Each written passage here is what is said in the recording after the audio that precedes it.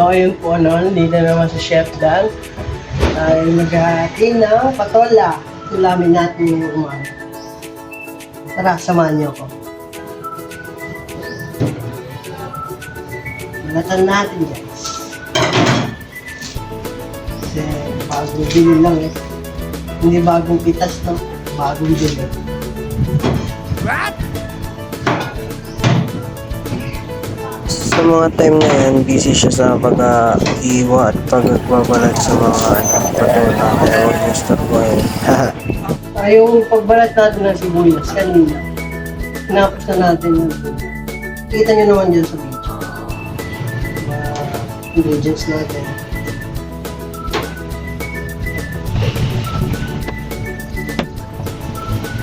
Hindi nahirapan tayo. Hindi na lang natin. Saan mo? Bagal eh. Ay, minsan nga talaga. Sa part na yan, iwain na natin yung patola. Mabilis niya talaga. Mishwa. Babad natin yung Ba talagang pag ganun talaga yung mahal kasi ang mahal ang mga expenses. Lahat na kaya So yun, tapos natin. Siyempre malabo yung camera natin, nasira yung cellphone natin. Timing pa sa vlogging na to.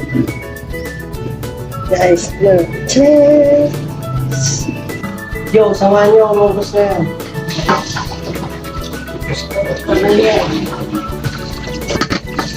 Labos natin ma-detox. Hindi tayo.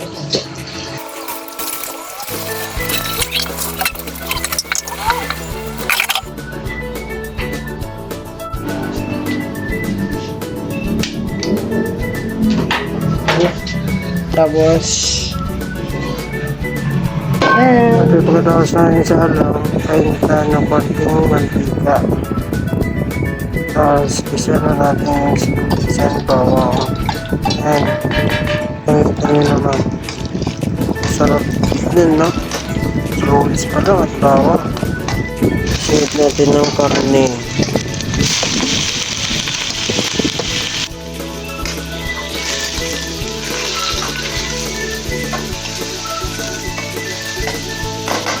Tapos, lagyan natin ng dinosaur cubes.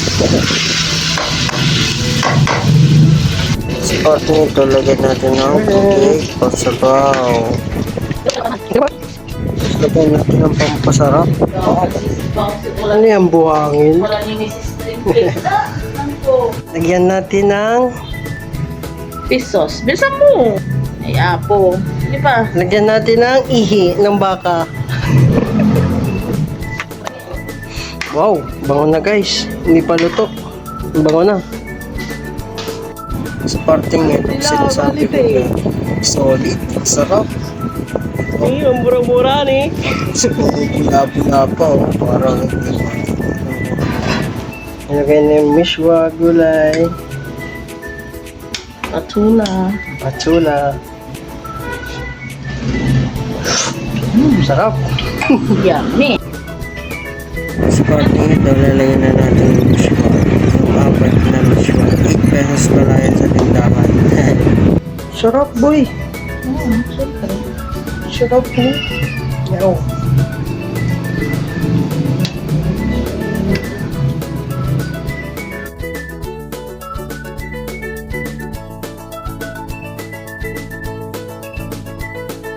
Salamat sa panonood. Bye! Hanggang sa muli, Chef Dan.